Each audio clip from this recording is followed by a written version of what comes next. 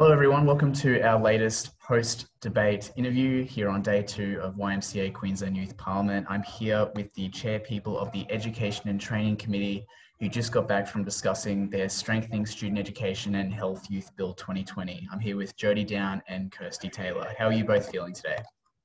Good, thank you. Good, excited.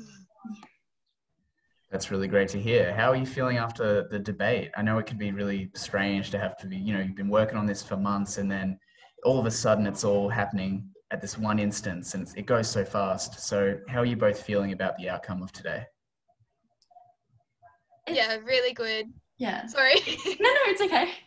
I was just going to say, it's a bit bittersweet because you've been working on it so hard, and then it's great to see it pass, and it's great to have had that opportunity to debate, but it's also kind of sad because that's the end of our committee's work, but it was still really, really exciting.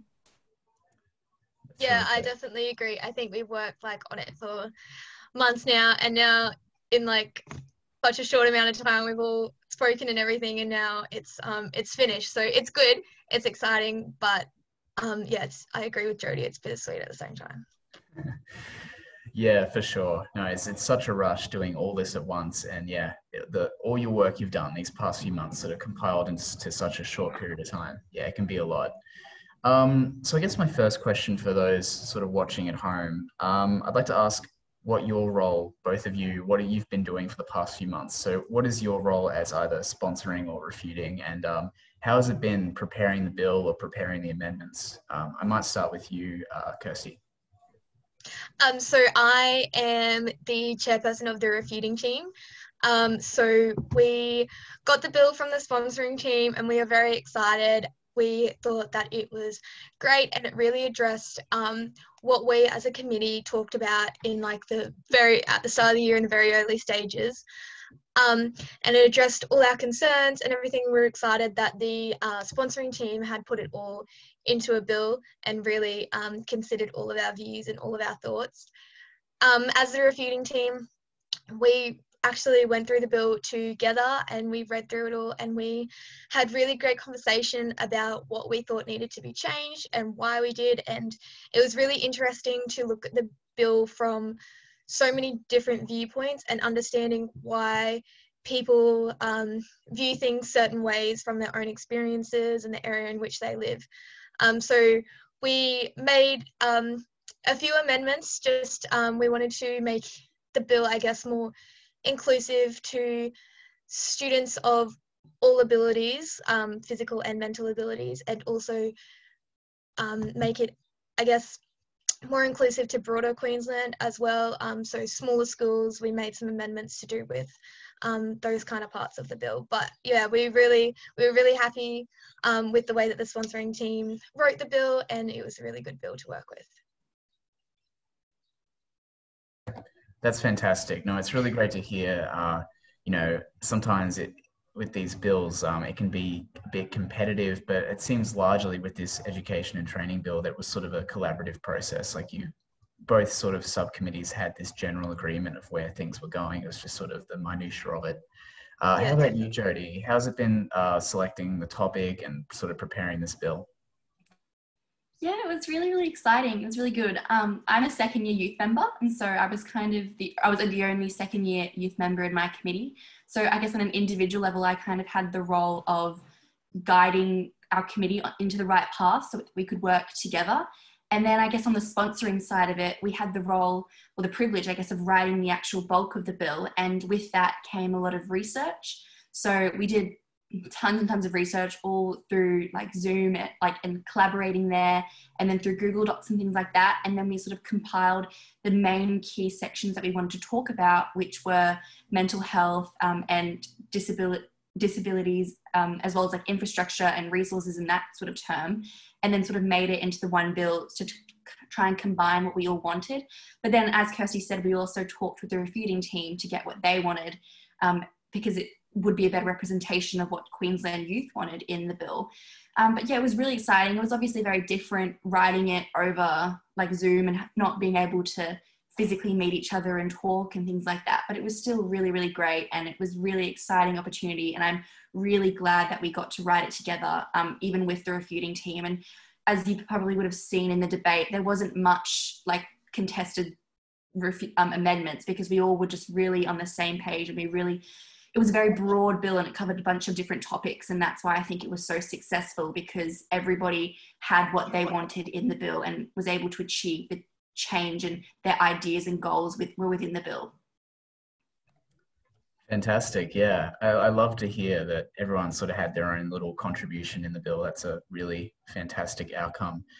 My next question, I guess, is relating to the youth aspects of this bill. So obviously it is in a way tailored to young people. It's relating to education and access to opportunity. Was that sort of part of your thought process when it came to preparing this bill, that this would be an opportunity for the young people of Queensland to speak on their own sort of issues and their own education? Because I'm very interested to know the way that this has been sort of tailored to a youth perspective and sort of a youth understanding of educational issues, and the ways it hasn't been addressed by perhaps the standard Queensland Parliament or sort of the state government as is now. So I'll start with you, Jodie. Was that sort of a part of your process? Yeah, I think definitely. I think obviously the Queensland Parliament do everything with the best intentions, even in terms of education. But simply because of age barriers, I think they're the most far removed from education, whereas everyone in our committee and the Youth Parliament have been the most recent to go through the education system. So we can see how the bills that the actual Parliament have passed have affected us, and the things that we still want to change. And within our committee, we're all from all parts of Queensland. We're from, we've got regional like Kirsty, and then we've got like even in the cities like myself. And so I think it was really good to combine all of these thoughts together and really assess how we want the education system to become more equal and equitable across the entire state. And yeah, so it's definitely tailored to youth, because it was made by the people who are in the education system now, or have been through it most recently, or have the people with different experiences from it. So yeah, I think it was definitely tailored to youth, and we're really happy that it was successful for youth. Yeah, did you have anything to add, Kirsty, about sort of your interpretation of this bill and sort of your process going into writing these amendments?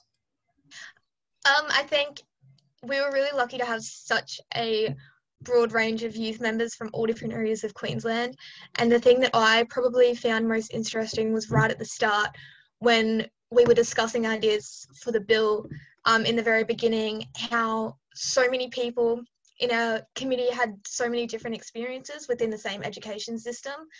And I think that's what really motivated us to particularly write the bill on what we ended up writing it on, because there was so many people that we had conversations where we were like, oh, well, our school does this, and you're like, really? Like, that would be so good here. Why don't we do that? And I think that's when we really understood that equity throughout all of Queensland schools, no matter what area or what part of Queensland you're in, was really important. And that's why we wanted to focus on making it the same across the entire state.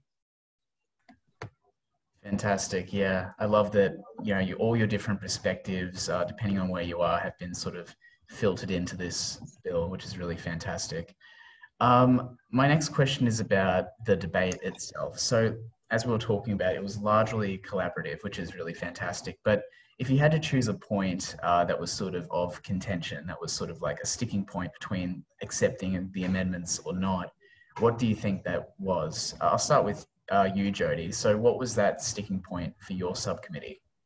So we had one section about the implementation of inclusive education in terms of students with disabilities. And I think that was probably the only contentious point, honestly. There were the other stuff, but that was just very fine print and like nitpicking. It was across the board. We were very, agreed on everything. But I think if there was one, it was that the refuting team wanted to omit that section entirely, whether obviously the sponsoring wanted to have it in. And in the end, we did omit it because, the amendment was good and the refuting team were correct. But yeah, just for the purpose of debate, I think we kind of just tried to make a big argument out of that one for the fun of it and to make it more spicy. But yeah, I think that's the only thing really. That's good. That's good. I like that you've acknowledged, it makes the debate spicy, it makes it interesting, which is always, you want to have a bit of that, I'm sure. Yeah. Was that sort of your thoughts as well, Kirsty? Like this was sort of the main contentious. Yeah, I agree with Jodie, and I think a lot of the amendments that we made were really small. They weren't very significant. A lot of it was to do with wording or changing sort of sections around, fitting in different areas. So yeah, I think I definitely agree with Jodie there. Fantastic. My final question before I leave you both for the rest of your day and for the rest of QYP, I'd like to ask about your sort of experience here at Parliament. Obviously, it's sort of a different experience. It's not quite the standard QYP format, but we've sort of tailored this program in a way that hopefully youth members can take something away and they can learn something about the parliamentary process. I know I'm hearing now, Jodie, that you're a second year, which is fantastic, but I'm interested to hear from both of you. What is something you've learned about the parliamentary process now having been involved with bill writing and then debate here at Parliament? I think something that was really interesting for me was hearing our Deputy Speaker in our session say that they want to hear from the youth and that they enjoy receiving letters and emails and all that kind of thing from people of our age. And I think that was really interesting because there's sort of a stigma that the Parliament, don't really want to listen to people of our age. And it was really good to hear her say that they do like that kind of contribution. And I think it's also really exciting to know that Youth Parliament does make such a big contribution to the actual Parliament. And to be a part of something like that is really exciting to know that our voices are heard.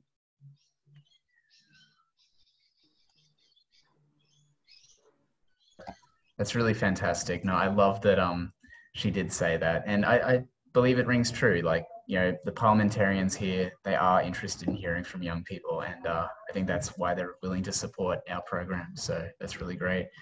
How about you, Jodie? What was your takeaway from this experience? Yeah, I was going to say the same thing, honestly. Since it was my second year, I think last year I was really thrown into the deep end and I learned a lot about the parliamentary process in terms of bill writing and debating and all that sort of stuff.